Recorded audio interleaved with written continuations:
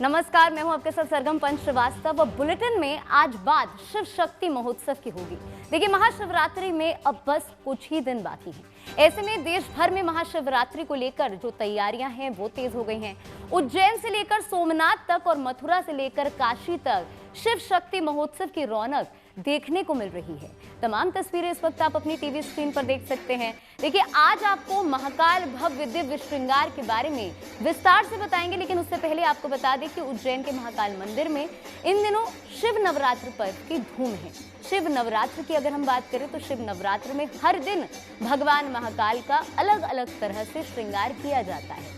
आज 5वां दिन है और आज 5वें दिन भगवान का छबीना श्रृंगार करने की परंपरा है। महाशिवरात्रि के दिन भगवान निराकार स्वरूप में भक्तों को दर्शन देते हैं।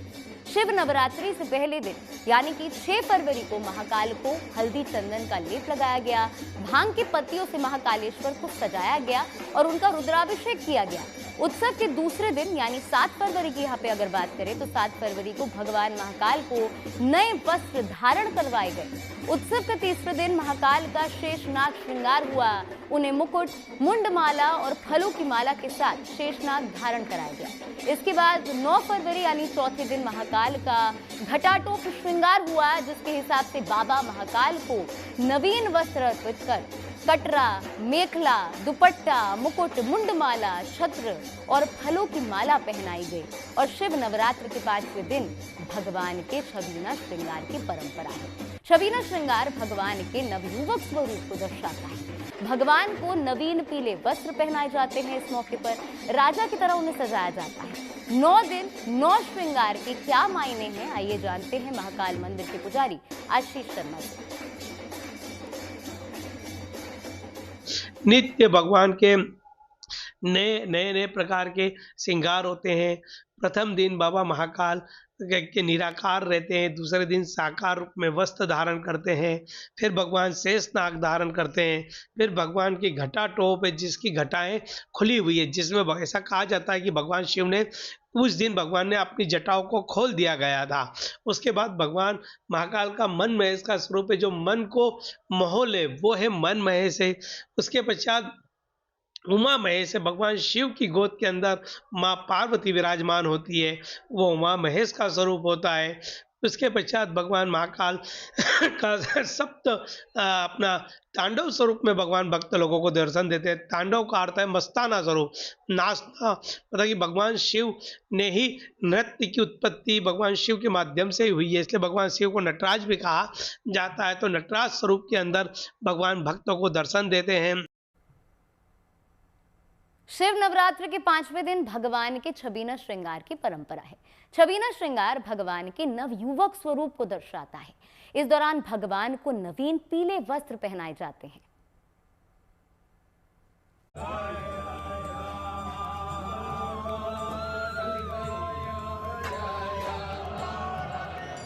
हर तरफ भक्ति का उल्लास, जमीन से आसमान तक भोलेनाथ की जयकार।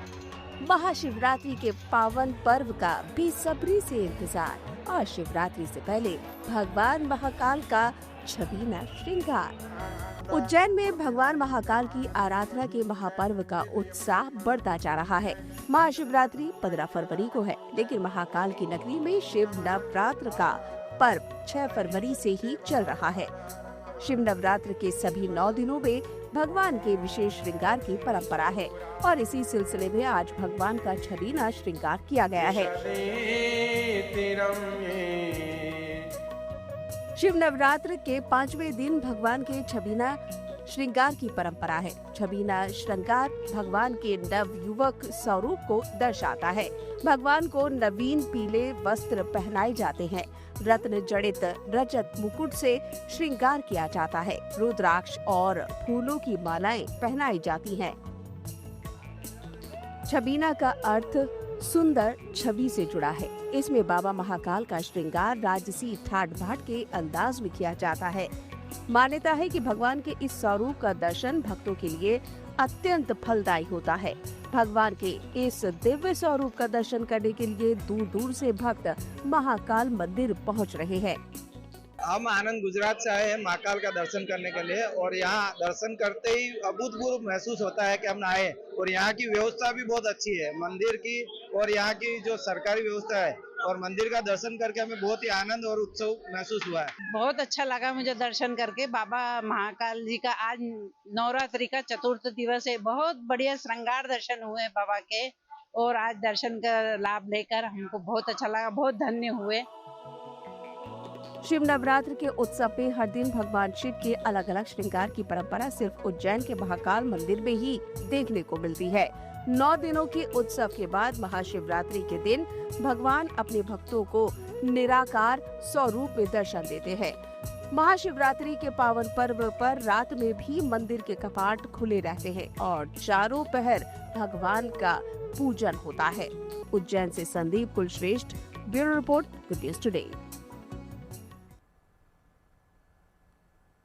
देखिए, शिव दरबार में जितनी भी चीजें आपको दिखती हैं उन सब के पीछे गूढ़ आध्यात्मिक विज्ञान छिपा हुआ है। मस्तक पर चंद्रमा, जटा में गंगा, सभी का अपना एक मतलब है, अपना एक अर्थ है। क्या है शिव श्रृंगार की महिमा, देखिए हमारी इस खास रिपोर्ट में। जमाने के मशहूर आर्कियोलॉजिस्ट सर जॉन मार्शल ने मोहनजोदड़ो की खुदाई में मिली पशुपति मुद्रा को शिव का प्राचीनतम प्रमाण माना था। खुदाई में मिली मूर्ति योगासन की मुद्रा में है। इस त्रिमुखी मूर्ति के सिर पर सिंह है, जबकि चारों ओर पशु हैं। करीब 5000 साल पुरानी मानी गई ये कलाकृति शिव के पशुपतिनाथ स्वरूप से काफी मिलती जुलती है। इतिहासकार डीडी कोसाम्बी मोहनजोदड़ो की खुदाई में मिले इस विग्रह को शिव का आदि शक्ति स्वरूप मानते हैं।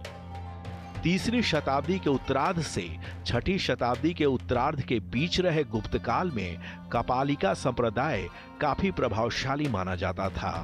कपालिका संप्रदाय शिव को तांत्रिक, रुद्र और मृत्यु के स्वामी के रूप में पूजता था। दक्षिण भारत में तमिल म्यांमार संतों ने 6ठी से 8वीं शताब्दी के बीच शिव भक्ति को जन जन तक पहुंचाया था।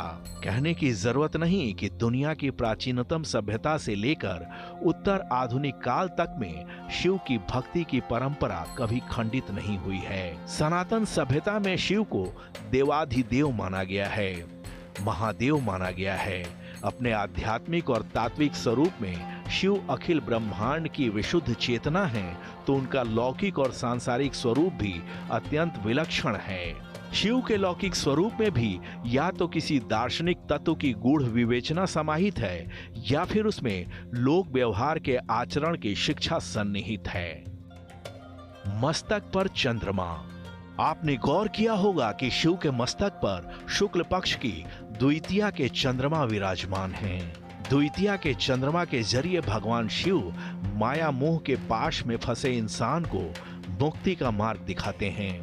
दरअसल ऋग्वेद के पुरुष सूक्त के एक मंत्र में चंद्रमा को मन का कारक माना गया है। चंद्रमा मनसो जाता चक्षुषो सूर्यो अजायत श्रोत्रा द्वायुश्च प्राणश्च मुखादग्नि जायतः। इस मंत्र का अर्थ है विराट पुरुष के मन से चंद्रमा, नेत्रों से सूर्य, कानों से वायु और प्राण और मुख से अग्नि का प्राकट्य हुआ है। इसका मतलब ये है कि चंद्रमा मनुष्य के मन का प्रतिनिधित्व करता है। भगवान शिव अपने मस्तक पर पूर्णिमा का चांद नहीं बल्कि द्वितीया का चांद धारण करते हैं। इस तरह दुनिया को संदेश देते हैं कि मन काबू में रखो, उसे वाचाल मत होने दो, उस पर नियंत्रण रखो। मन को बंधन और मोक्ष दोनों का हेतु माना गया है। मन पर अगर नियंत्रण है तो वो मोक्ष का मार्ग प्रशस्त करता है। मन बेकाबू है तो सांसारिक बंधन का कारण बन जाता है। भगवान शिव ये संदेश देते हैं कि मन अगर द्वितीया के चंद्रमा जितना ही प्रकट होगा तो वैसे मन वाला इंसान पूरे समाज में पूजनीय हो जाएगा। कि टेढ़े दूज के चांद को कितना प्रणाम है, उतना तो पूनम को नहीं है। भारत के गांव-गांव में निकल कर देखें, जैसे दूज का चांद निकलेगा परस्पर एक दूसरे को लोग प्रणाम करते हुए कहते हैं भाई राम राम। दूज का चांद क्या निकला, भगवान याद आया। द्वितीया का चंद्र लसद भाल बालेंदु कंठे भुजंगा। लसद भाल बालेंदु, बालेंदु माने वो छोटा टिरथा, यमाश्रुतो हि वक्रोपि चंद्र सर्वत्र वंदिते। जटा में गंगा। पौराणिक मान्यताओं के मुताबिक गंगा जी का अवतरण स्वर्ग से धरती पर हुआ है। विश्वपति परमात्मा के चरण से गंगा जी की उत्पत्ति मानी जाती है, लेकिन गंगा जी का प्रवाह इतना प्रबल था कि उसकी प्रचंड धारा की वजह से धरती पर जल प्रलय का खतरा उत्पन्न हो गया। इसीलिए इसके प्रचंड वेग को नियंत्रित करने के लिए शिव जी ने इसे अपनी जटा में धारण कर लिया। इसका आध्यात्मिक संकेत ये है कि परम तत्व की ज्योति इतनी प्रबल और विराट है कि धरती पर रहने वाला मनुष्य उसके तेज को सीधे तौर पर सहन नहीं कर सकता। उसकी अनुभूति के लिए शिव तत्व का अवलंब लेना पड़ता है। यानी अगर कोई साधक सत्य की साधना करना चाहता है तो उसे शिव के शरणागत होना पड़ेगा। विश्वपति परमात्मा के चरण से निकली गंगा को जटाओं में धारण करने के माध्यम से शिव जी दुनिया को ये भी संदेश देते हैं कि सर्वशक्तिमान सत्ता के प्रति समर्पण का भाव रखने वाला ही शिवत्व को प्राप्त हो सकता है। एक पुत्री को मस्तक पर क्यों बिठाया? इसलिए बिठाया क्योंकि वो भगवान के चरण कमल से उत्पन्न हुई हैं, भगवत चरणामृत स्वरूपा हैं, विष्णु पादोद्भवा हैं। और वैष्णव तो विष्णु पादोदक को मस्तक पर धारण करता ही है। अकाल मृत्युहरणम सर्वव्याधि विनाशनम विष्णोः पादोदकम पीत्वा शिरसा धारयाम्यहम्, मस्तक पर धारण करता है।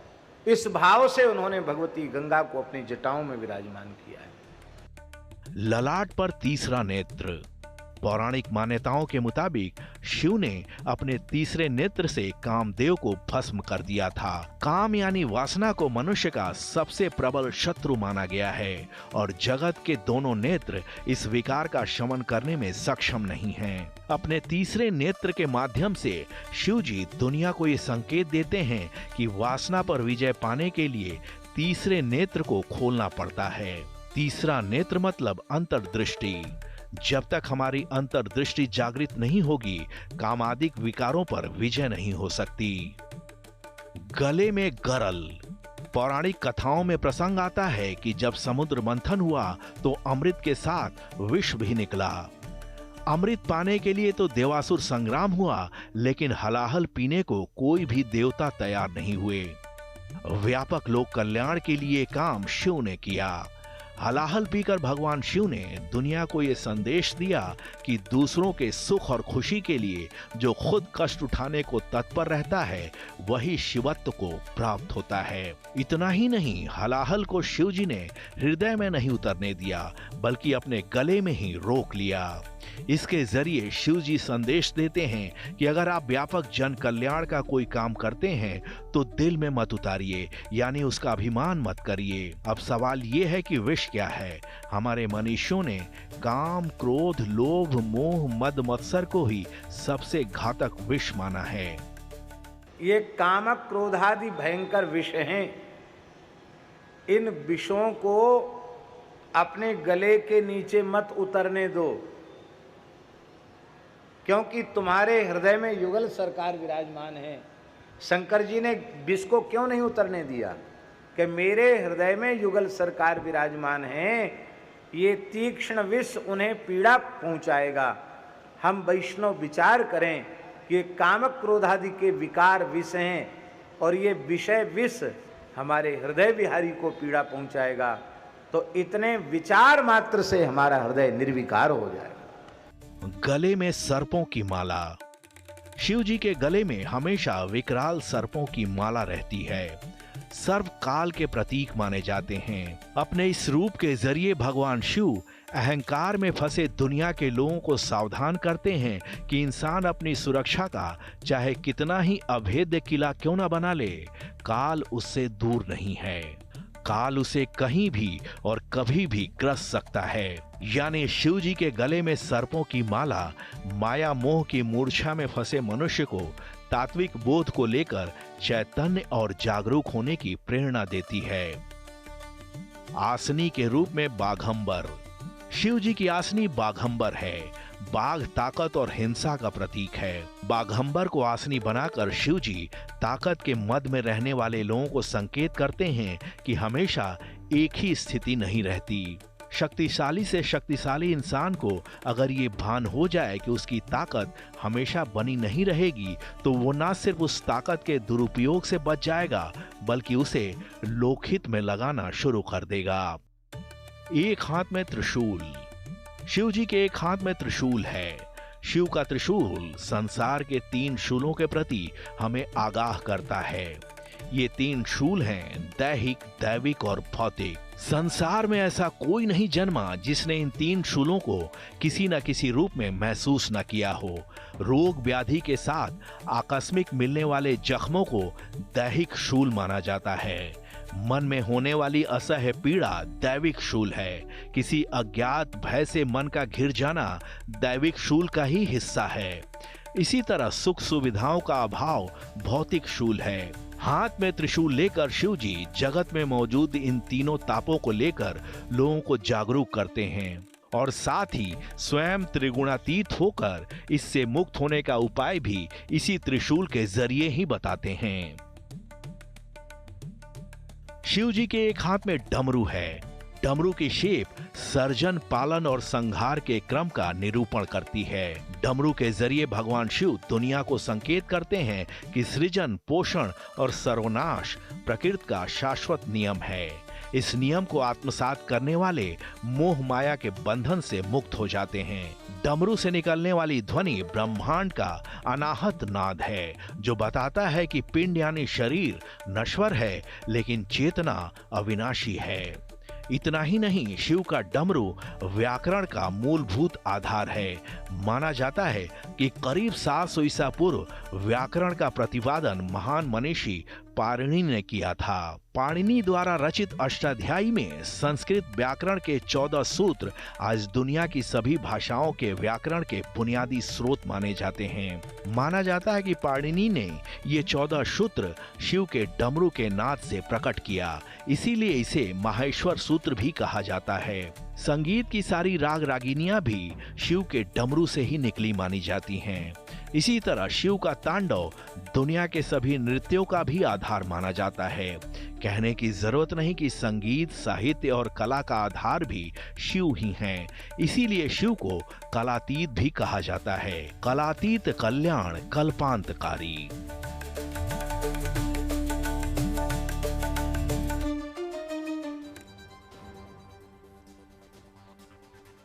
तो चलिए इसी के साथ हमारे इस खास कार्यक्रम में आज के लिए बस इतना ही। देश और दुनिया की तमाम बड़ी खबरों के लिए आप जुड़े रहिए GNP के साथ। मां मृत्युंजय श्री भगवद्गीतारीश्वर चरणारविंदं प्रियतां नमः। श्री साष्टांग शिवार्पणमस्तु। शिवागीतं नमः। श्री साष्टांग जगदम्बार्पणमस्तु।